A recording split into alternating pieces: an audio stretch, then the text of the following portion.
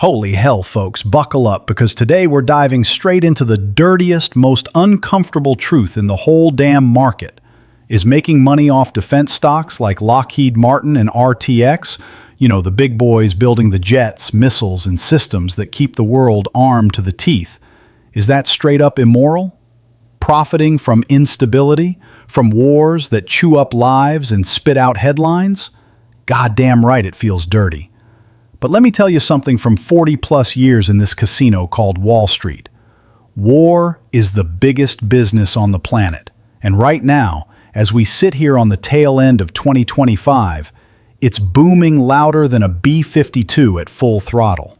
Listen up, because this ain't some polite CNBC chit-chat. This is the raw, beer-soaked truth. The question hits like a gut punch. Are you a monster if your retirement account gets fatter because some poor bastards in Ukraine or the Middle East are dodging hellfire? Or is it just cold, hard reality in a world where the only thing scarier than war is losing it? I've seen bubbles pop, crashes wipe out families, and yes, I've watched defense contractors cash in, while the rest of us pay the price at the pump or the grocery store. So let's rip the Band-Aid off and talk about Lockheed Martin and RTX. The kings of the killing machines, and whether buying their stock makes you the devil or just a realist in a fucked up game. First off, let's set the stage with what's actually happening right now, because the numbers don't lie, even if the suits try to pretty them up. The United States defense budget for fiscal 2025 clocked in around $850 billion, give or take a few billion that Congress fights over like kids in a sandbox. That's not pocket change. That's more money than most countries' entire economies. And where does a huge chunk of that go? Straight into the pockets of contractors like Lockheed Martin, the biggest dog in the yard, and RTX, formerly Raytheon, the missile kings who make everything from Patriot systems to the gear that keeps skies clear, or clears skies in a way that ends lives. These two giants have been raising their forecasts like clockwork this year.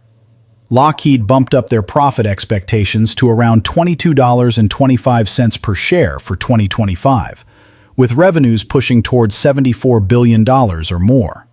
RTX?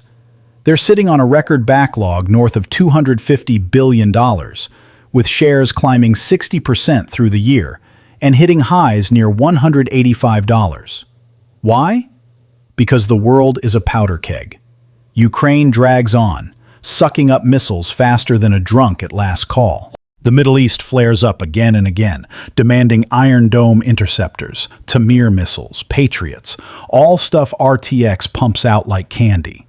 Add in tensions with China, North Korea rattling sabers, and Europe finally waking up from its pacifist nap, and you've got global arms revenues hitting record highs.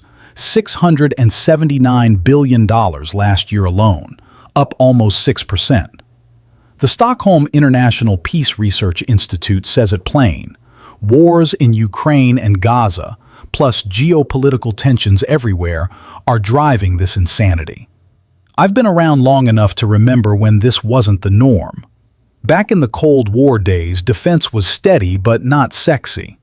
Then came the post-9/11 boom. Endless wars, endless contracts. Lockheed's F-35 program, the most expensive weapons program in history, trillions over decades. RTX's Patriot systems. They don't just defend, they profit every time a missile gets launched. And here's the kicker. These companies aren't just selling to Uncle Sam. They're exporting like mad.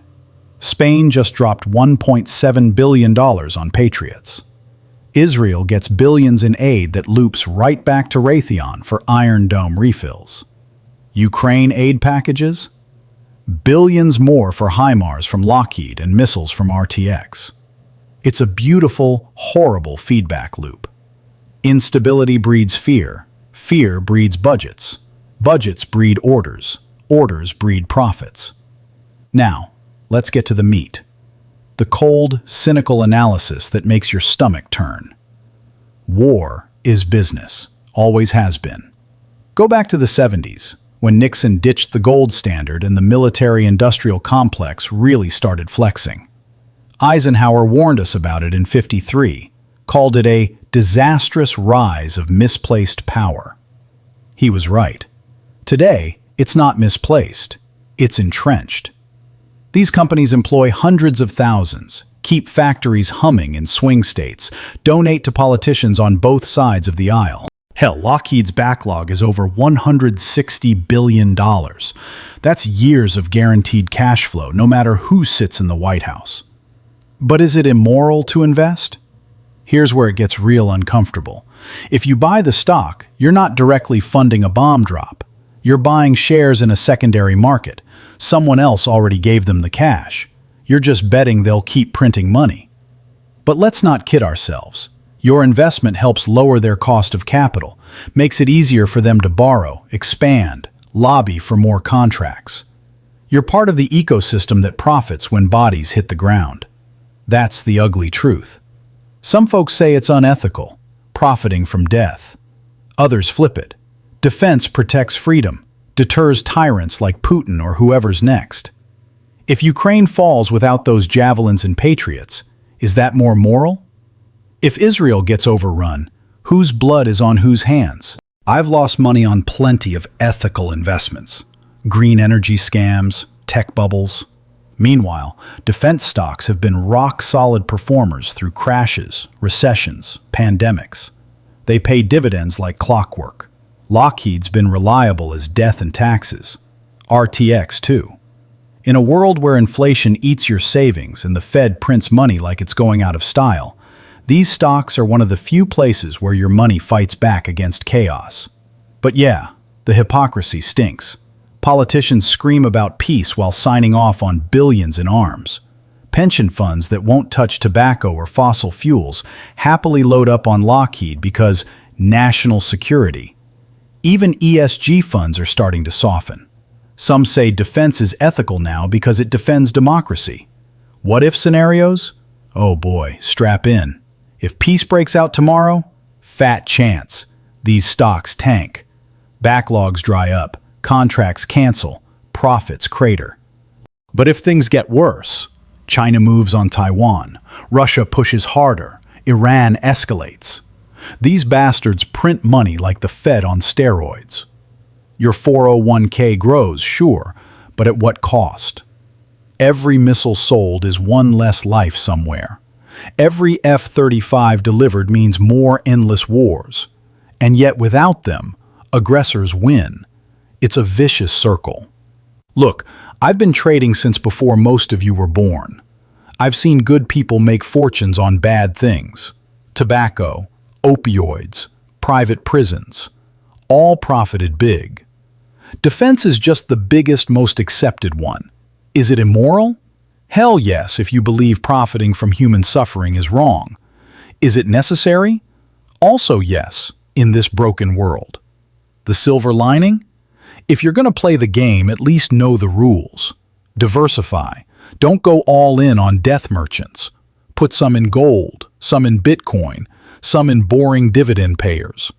But if you want stability when everything else burns, defense is where the smart and cynical money goes. So here's the call, straight from this cranky old trader.